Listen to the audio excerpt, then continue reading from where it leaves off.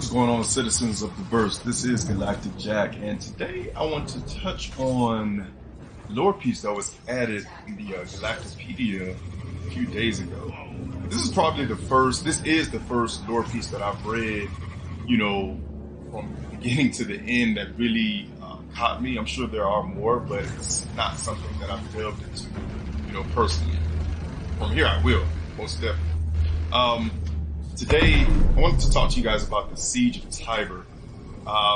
This battle, man, it took place around 2732 to 2736, and it really gives a detailed description of how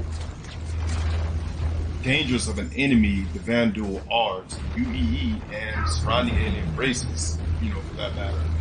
All right, we're going to jump right into it. You don't have to watch this necessarily. You want to shower or, play your game or whatever like that, man. You can do that. I just wanted to give you guys this scoop of this lore piece. All right, Siege of Tiber. The Siege of Tiber was a key battle between the United Empire of Earth, aka UEE, and invading Vanduul, lasting from 2732 to 2736. It consisted of extensive ground and air engagements, mass bombings, and military blockade from the Orion and Vector VS-1 jump points by Vanduul forces and the Virgil of Oberon jump points by UEE forces. Losses were heavy on both sides. Conservative estimates put human and Vanduul combined casualties in the lower millions. The siege ended with UEE defeat on 29th December 2736. When a kingship jumped into the system from Orion. Half of the UEE's force in Tiber were destroyed in the subsequent battle. After such heavy losses, the UEE was forced to cede Tiber to Vanduul. So basically, they've been playing tug of war with this place, and they had a good thing going at one point against the Vanduul, but once the Vanduul brought the kingship in, man, that was it. That was all she wrote. White flags, So we're going to get into the background of this battle. On 18th February 2712, Tiber's neighboring system, Orion, was unexpectedly lost to the Vanduul. UEE forces that had defended Orion fell back to the Tiber system and formed a secondary defense line in anticipation of another invasion. However, Vanduul remained in Orion to harvest its resources and showed no intention of pursuing the retreating UEE ships. After several tense months, UEE leadership concluded that another unified incursion of allied Vanduul clans at the scale of the Battle of Orion was unlikely to occur. Imperator authorized the buildup of military forces at an accelerated pace to fortify the system. Regular intelligence gathering missions were launched into Orion to spy on the Vanduul. The system didn't have a single incident until February 4th, 2726, when a solitary Vanduul blade exited the Orion jump point. By November 16th, 2726, Vanduul clans were regularly launching raids on Tiber. It seemed that another invasion might be on the horizon. The siege. On April 19th, 2732, a large clan took and held the Tiber Orion jump point. The UEE responded by dispatching the 81st, 22nd, 6th, and 31st battle groups, commanded by Grand Admiral Tesca Palamede, to eradicate the invaders. Key ships in the battle groups were sent to guard the Virgil and Oberon jump points and defend other areas identified as potentially threats. In a surprise move, Palamede issued orders that no ship would directly engage the Vanduul around the Orion jump point, hoping that a defensive position would stall the invasion and give him enough time for a diplomatic solution to the conflict. By mid-2733, multiple clans were drawn into Tiber by the continued fighting. Let's start that over. By mid-2733, multiple clans drawn into the Tiber by the continued fighting were battling one another over space stations and outposts as often as they clashed with UE forces. Pause. Fun fact about the the Vanduul. They don't run the same way you would think humans or even other alien races run. They fight each other. Well, we fight each other, but they fight each other over the same product, and it doesn't matter. If you're not a part of their clan, you can die. Okay. Most of the UEE's capital ships remained in dock during this time as Halamede searched for a way to communicate with the Vanduul. By early 2734, 3 of the clans that had emerged victorious from repeated battles against the other clans launched a separate concentrated assault on Tiber II. They tore through the UEE's lines of defense, dropped harvesters, and established encampments across the planet. Another pause. Harvesters are basically these massive machines that land on planets and moons and eat up everything in its path. They go in straight lines for the most part, I believe, and anything that they eat, they turn into some kind of resource. They turn into some kind of, beneficial product for that Vanduul clan. All right. With the loss of Tiber II, Halamede was forced to abandon his strategy and go on the offensive. The main flagship of the 31st long docked at INS Ning, the UEES Aquilon, led the fleet to the outskirts of Tiber II in order to lure the Vanduul camp there into attacking. The strategy paid off. Most Vanduul on the planet eagerly joined the fray, leaving their on-ground encampments only lightly guarded. As the battle continued, strike teams from the 81st 22nd battle groups entered Tiber II's atmosphere with little resistance and conducted aerial bombardments of the Vanduul strongholds there, destroying the majority in under a few hours. The decimated clans fled the system. So, pause there. For the people contemplating on if ships like the A2 are a feasible purchase, it's kind of high for what you think it is. Consider this battle. Consider this battle and think about it. Before you say, ground conflicts will not happen, it's all about space fights. This little passage alone proves that entire idea wrong. Okay, there will be ground conflicts. They will be huge. Okay. Finally committed to total war, Halamede used this bait and switch tactic again and again to reclaim lost territory. For over a year, Vanduul numbers slowly dwindled. However, due to more clans entering Tiber as often as defeated clans fled it, progress was not going as fast as UEE authorities would have liked. On November 4th, 2735, a large clan appeared in what seemed to be an insignificant part of the system.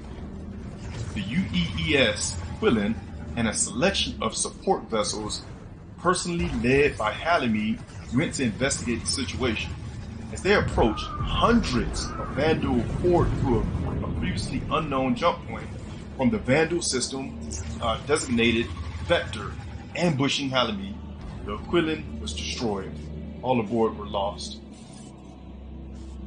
Admiral Mira Trilo assumed authority over the 4 battle groups in Tiber after Halamede's death, and her aggressive strategy of confronting the Vanduul head-on resulted in a sharp increase in casualties.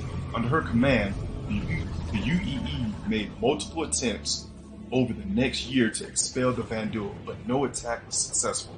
Clans continued to enter the Tiber system from the Orion and Vector systems, and harvesters at work on Tiber II kept supply levels high. UEE ground troops and bombers would succeed in destroying 1 harvester only for 2 more to be dropped in its place. Morale was low. It seemed that as long as the Vanduul held Tiber II, it would be impossible to retake the system. On September 7, 2736, Emperor Gaylor Messer ordered the military to bomb the planet into oblivion. The bombing, conducted by the 6th Battalion Group on November 15th, annihilated all Vanduul encampments on Tiber II, and the planet itself was rendered to ruin. Emboldened by this success, UEE forces routed Vanduul encampments from the asteroid belt, chasing them through the Vector jump point. By November 29th, The UEE held Tiber 2, Belt, and the Vector jump point. The only Vanduul left in the system set up a defensive perimeter around the jump point to Orion. Unless they retreated, their supplies would eventually run out. The 22nd and 31st returned to MacArthur for much needed repairs, while the 81st and 6th remained behind to pick off the rest of the Vanduul. It seemed that the UEE was finally on the brink of victory. On December 29, 2736, a kingship, a powerful class of Vanduul capital ship that had not been encountered by humans since the Battle of Orion in 2712, entered Tiber through the Orion jump point. The combined power of the kingship and the enormous clan that accompanied it overwhelmed the 81st. 3/4 of its ships were wiped out in a 13-hour period, and the INS Anine was destroyed. The remainder of the battle group fell back to the INS Flavius before receiving order to retreat into Virgil. Admiral Trillo and the 6th stayed behind to hold the line against the kingship. Reports from survivors indicate that the 6th was able to deal modest damage to the kingship before losing Trillo. All its capital ships and the majority of its carriers. As the last of the 6th battle group retreated into Oberon, having been cut off from Virgil, Tiber was fully surrendered to the Vanduul. The aftermath. The UEE had poured all its resources into holding Tiber.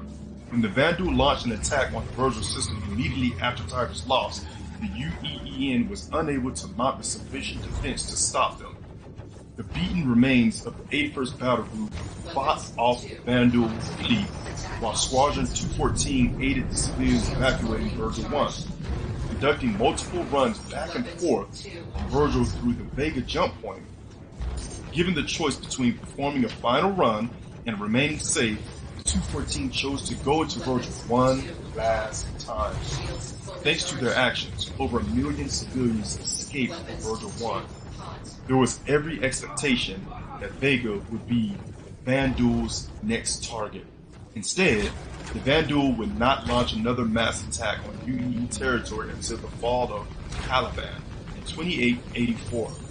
Today, Tiber remains a Vanduul stronghold.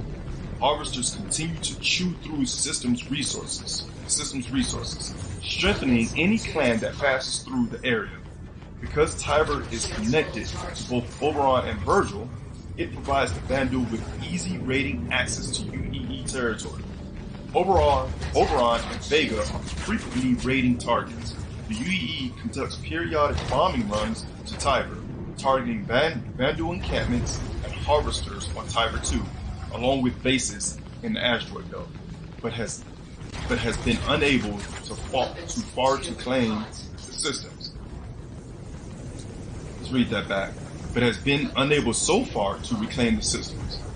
Alright, that's the end of that segment. So, in a nutshell, we got a case of tug of war back and forth, man, trying to control this system of Tiber, and it failed.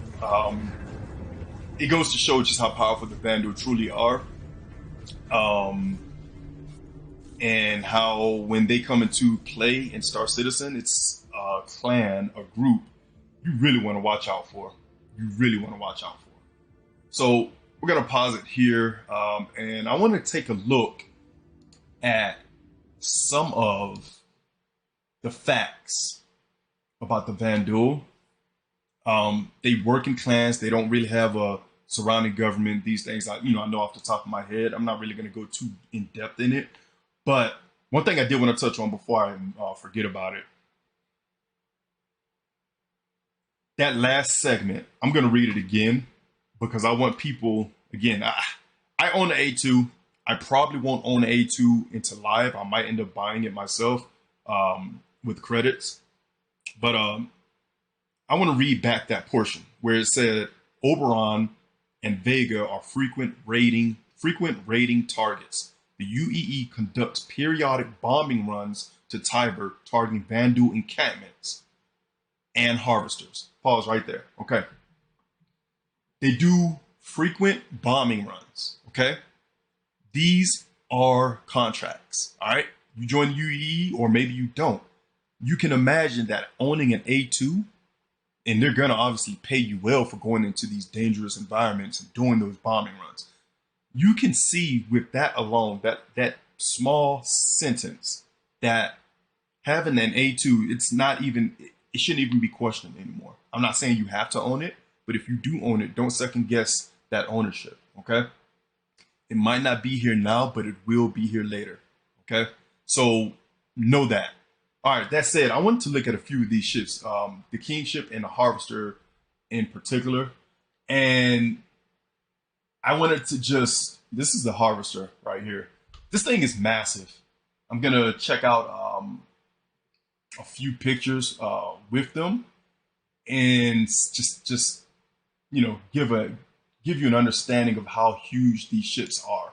Okay, right here, that's an Idris. Right here is an Idris, okay? Let's see if we can find that Kingship on here. Okay, so you got the Vanduul Hunter over here, the Mauler over there, boom, there it is.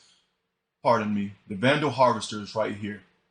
Again, that's an Idris. This is a Harvester, to give you an understanding of how massive this thing is. Now, of course, the Orion has grown. We already know that. But it should go without saying that if you look at the Idris, even the Caterpillar, and you just look at how massive this land vehicle is, and the way they work is it's crazy. It's amazing to me. They get on land, they chew shit up, and they spit it back out of atmosphere into space for the hovering craft to collect. Okay. They chew up on ground and they spit out everything that they harvest back up into space, or they keep it down there and they can actually create another harvester. This vehicle, I don't know if we'll ever be able to get our hands on it, probably not, but man, the Vandu are a force to be reckoned with. You know, you can't deny that. So look at this. Anybody that has seen the Bengal in game, they know how massive that ship is. This is the Kingship. Now, again, everything is subject to change as far as size, okay? But even so, 1,550 meters long, okay? The Vanduul Kingship, a massive battle beast, massive, okay? Massive. This is the type of ship that when you see it, it will block out the sun, okay? Extremely dangerous. If you see it, you better run. If you don't come prepared. And obviously, even if you do come prepared, you can still get your ass handed to you, right? So these ships, man, I love the Vanduul. I love everything about just how vicious they are. You know, another thing that you might not know about the Vanduul is and somebody correct me in the comments if I'm wrong here, but I'm pretty sure I'm right on this, spot on. This race, they see honor differently, and they carry pride in the way of the less armored individual a Vanduul carries and has on him or her, the more dangerous they are. Because every enemy that they consider worthy, that they kill, they tear off a piece of armor. So in a nutshell, if you come across a Vanduul that's butt-ass naked and you know you're not good at hand-to-hand combat, because 9 times out of 10, you know, being blade masters that they are, they're going to want to come at you at hand-to-hand combat, melee combat. So if you know you're not, 10-10 in melee combat, you better run. And even so, running won't help you. But just know that if you see one butt naked, you got a problem on your hands. You have a problem on your hands. So yeah, man, that's the Vanduul, and that was a segment of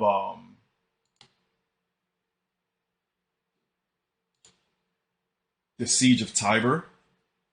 I really love this lore snip. I really loved it. This, like I said, this is the first one that I read through and through, and I had a blast reading it. I loved it, from the beginning to the end, and it just really, it excites me. It excites me, and it puts me on the edge of my seat for what CIG will have in store as far as lore. These guys, man, they're not the ones that you want to mess with. So I look forward to fighting them. I look forward to coming across them, and I look forward to more lore pertaining to these guys. So with that, this has been Galactic Jack. I hope you guys enjoyed the read and I didn't bore you guys to death. I haven't made a video in a few days, but I will be back with some more clips here and there and some more ship shows. So if you like this, give it a like. If you want to see more like it, subscribe. And I do greatly appreciate my subscribers and anybody else that comes through here and watches what I put out. Again, this has been Galactic Jack, and I will see you in the verse. Peace.